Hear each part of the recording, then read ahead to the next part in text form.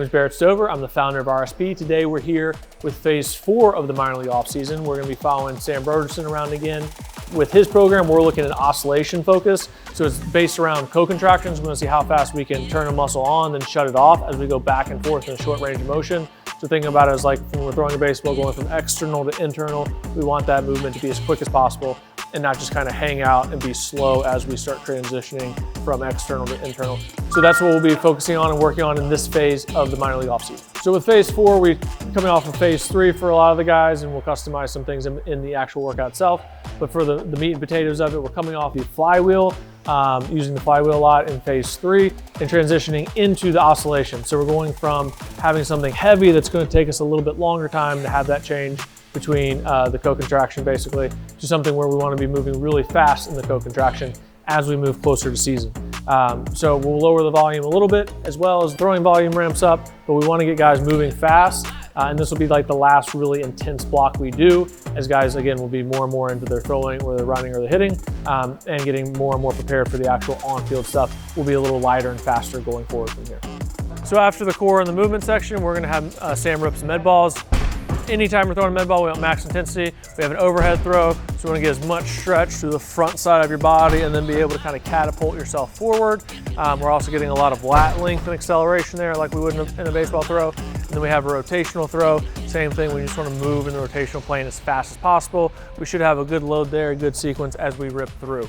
So for the trap bar section of this, we're going to be doing the oscillations, and we call it from a deficit. So the lower part of the lift, and we want to be going up and down like 3 to 6 inches, moving as fast as we can, and then we're finishing with 1 full rep. After he does that, we're going to go out, we're going to knock out some jumps.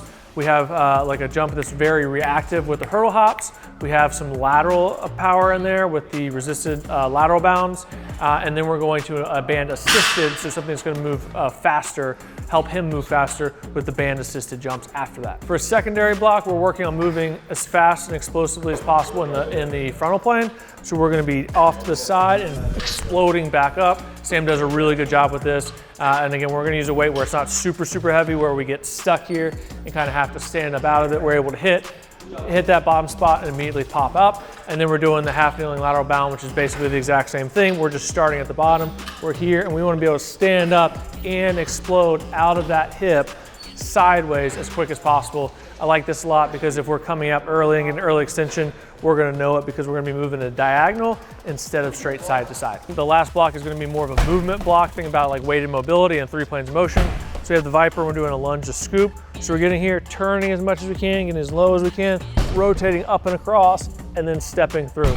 So we're getting a piece of the sagittal plane with the lunge, and then with the Viper, we're having to sit back here, we're getting a little turn there, and we're having to stabilize in that front leg, stay low, and hold that as we rotate through that front side. And then for the mobility piece of this as well, we'll be in the RDL position with our foot against the wall. This is one of those exercises, the more I do, the more I like. So I'm gonna be reaching my right hand down here.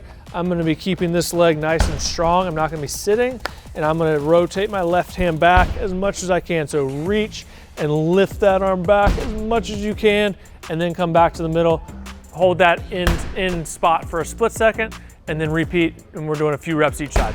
Because today was a bullpen day, we have the guys doing some recovery, shoulder, arm, scap, whatever you wanna call it, work.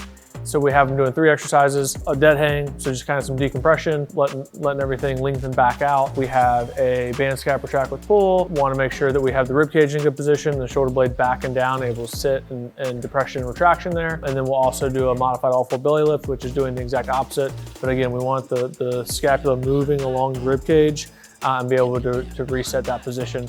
So it's just 3 quick little breathing, light exercises at the end of the day on a heavy throw day. That's what we do with our guys. Phase 4 with oscillations is now complete. We look forward to move faster, lighter weight as we go forward, more explosive, more 3 planes of motion, actually dial the volume down as the throwing volume increases. So make sure you subscribe so you see the future videos and see how we get our athletes prepped as they get ready to go to spring training.